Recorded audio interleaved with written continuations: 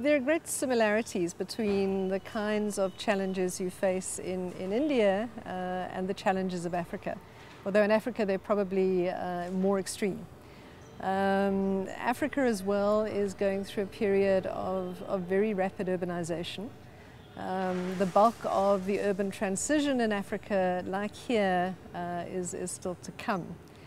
But people are moving into cities that are completely ill-equipped to take people. I think one major issue, and probably different from here, is that processes of urbanization and processes of economic growth are disconnected in Africa.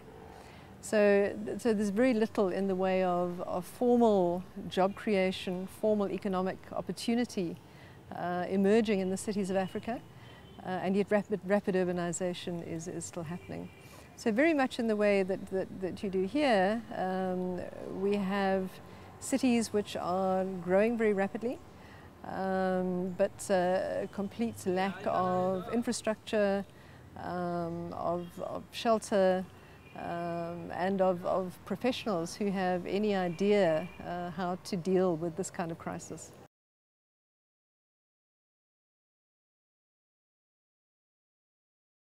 I think in Africa, and probably again even more so than here, one of the most important questions is how do you respond to informality? The level of both settlement and jobs in what is known as the informal sector in Africa it's the norm. It's not the exception, it is the norm. And the way many of the cities work at the moment is that people have to actually step outside of the legal planning norms in order to survive.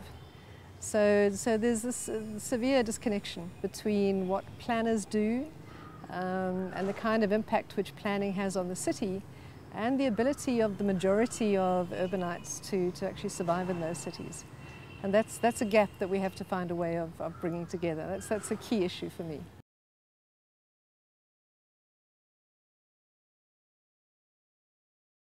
I think we have a problem in Africa that again is similar to yours.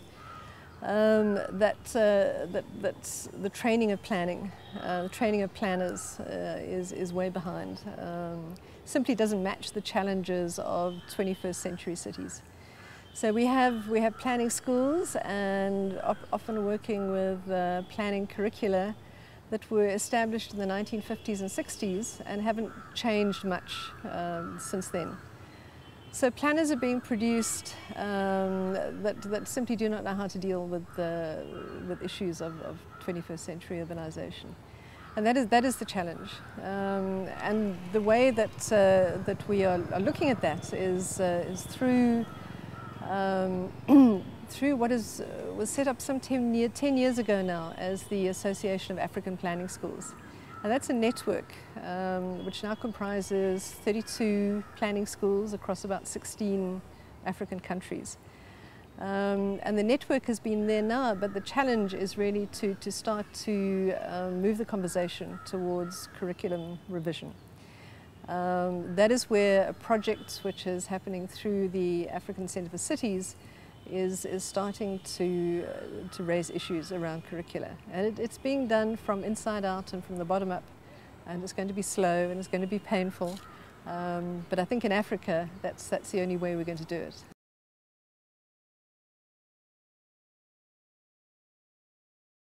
I think it's an admirable attempt that you're making here. I'm full of admiration for the ambition and the scope of the IIHS. I think it's a great idea. I fully agree with I think the guiding idea that cities of today need new practitioners, and we have to try and produce people with far more of an interdisciplinary sensibility to deal with the kinds of problems that you're facing. So I think the ambitions are great, the goals are great. I think there will be challenges. There's no doubt about that. Formulating the right curriculum to produce the right kind of urban practitioner is clearly, as I've seen from the last few days, difficult. And there are no easy solutions to that. And I think you are doing path-breaking stuff here, and inevitably